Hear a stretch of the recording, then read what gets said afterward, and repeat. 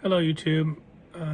I just bought a Sea-Ray 1999 230 bow rider, and the reason for the video is things to watch out for when you're buying a new boat or an older boat. And when I bought it, and I'm sure that the owner probably didn't know this, but the impeller was broken.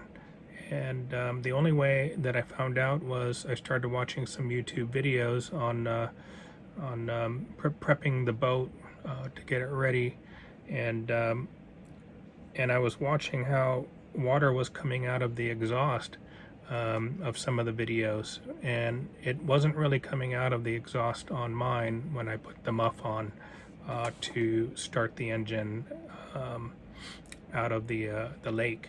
So anyhow, I kind of suspected something was wrong.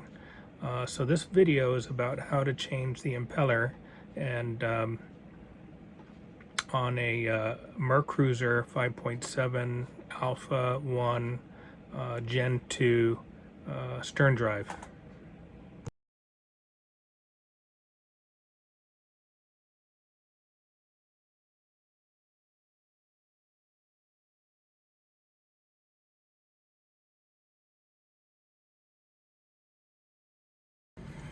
Okay, today I'm going to be swapping out the impeller on my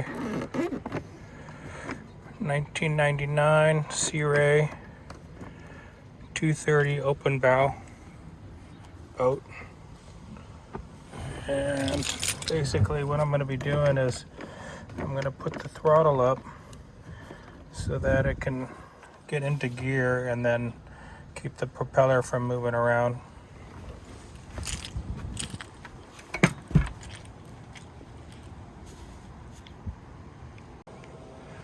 This is my Sea-Ray 1999 230, and basically I just bought it, it's used. I'm going to be switching out the impeller. Basically what that does is push water through. The engines are water cooled, so it pushes the water through the cooling system in order to cool the engine, and then it pushes it out the exhaust. But what I'm going to be doing is I'm going to be removing the lower half of this Alpha One Gen 2 Mercruiser drive. There's 2 bolts here that I'm going to need to remove. 2 bolts on this side. There's a bolt down here and another bolt behind here. I'm basically going to start with okay,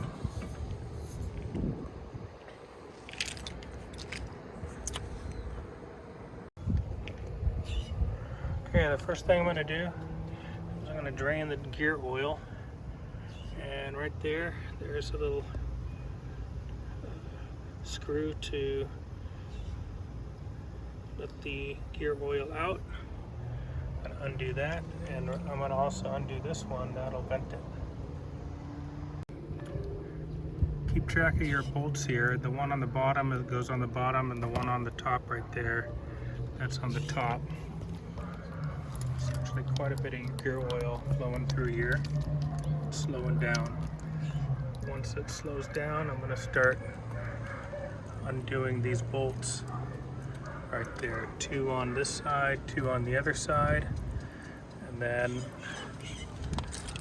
there's one down here. I think there's one, and another one behind here. It's a little bit hard to see right now, but I'll get down there in a moment. Okay, in the back here there is a speedometer. I think this is a speedometer valve that you need to disconnect. So I just disconnected that, and then there's one last bolt that's a little hard to see. There's one last bolt I'm gonna loosen right there. I've left these on still, not fully taken off, just so that this thing doesn't fall out, but I don't think it will. And then there was actually another bolt underneath here, so there was two on this side. One that I removed from right there. Okay, I want to make sure I remember which bolts go where. So those two go on the side here, well, front and back. This long one goes on the back of the stern drive. The small one right here goes up right there. And there's another bolt that's right here that wasn't taken out. That one gets affixed to this plate right there. So now that I got all the bolts out, for the most part, these two are still loose. It looks like this thing's pretty secure still. So I'm going to go ahead and remove those bolts, and then I'm going to pull the bottom off from the top. Okay, now that I got the bottom part removed from the top part, the fun stuff begins. So I'm going to undo these 4 bolts right there. The impeller should be right underneath. I'm not going to move this shaft anywhere.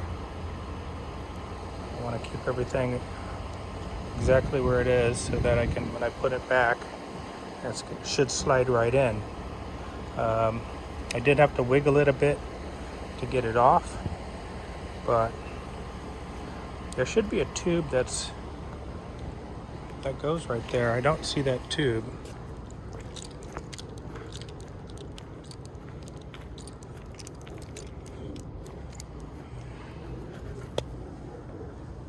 There it is.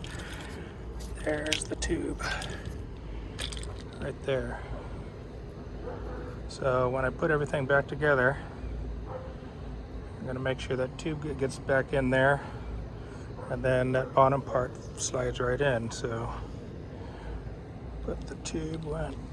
Let's see if we can get it back in.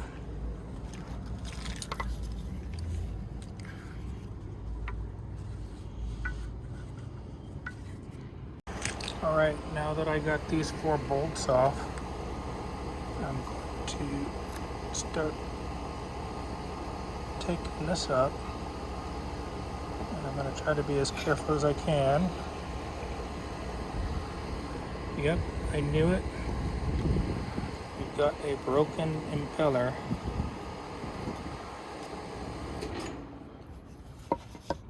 And that's probably the reason why I wasn't getting a lot of water flow.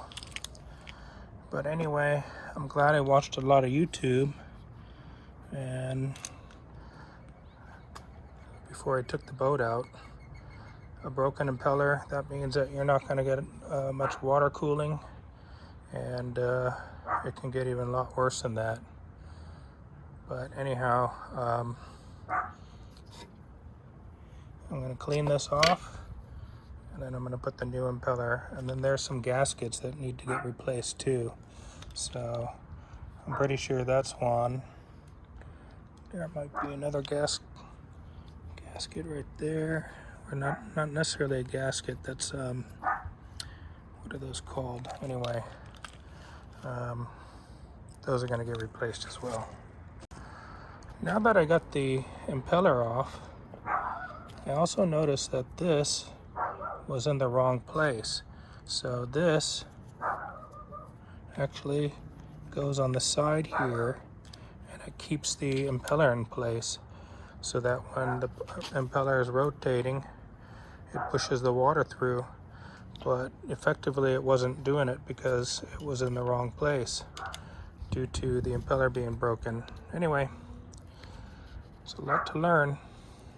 You can see it's cracked all the way through.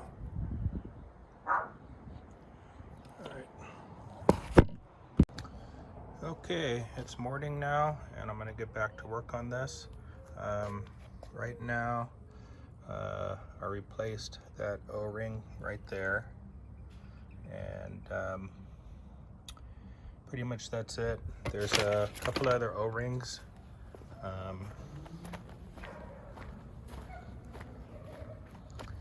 That are left in the kit, and those are little yellow ones right here. And those are actually going to go on the screws right there, the bolts for where the oil, gear oil.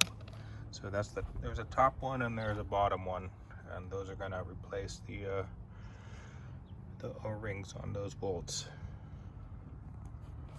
Okay, when I get this back in, I'm going to have to make sure that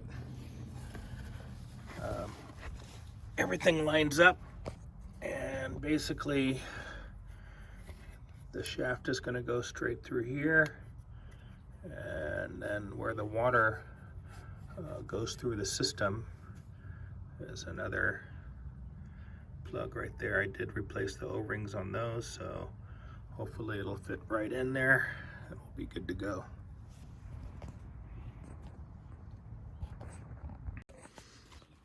Okay, here's another picture of the broken impeller, and you can see it's cracked right there, and it's also cracked right on the side there.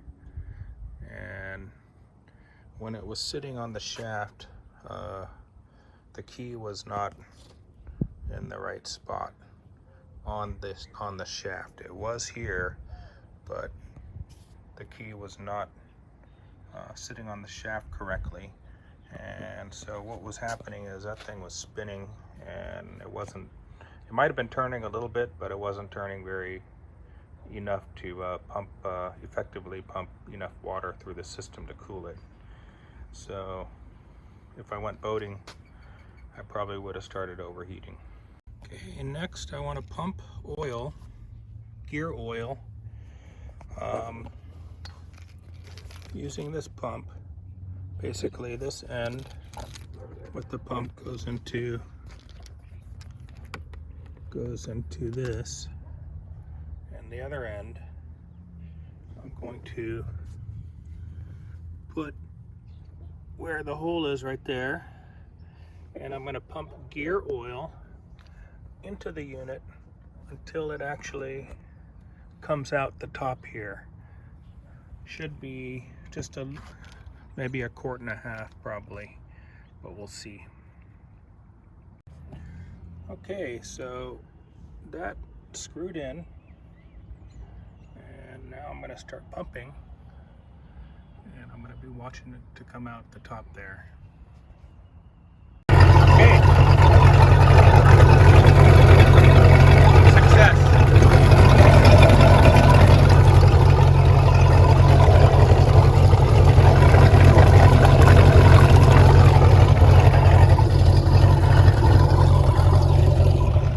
Success. That's what it's supposed to look like. That means that the water is going through the system. Anyway, I'm going to go turn the engine off.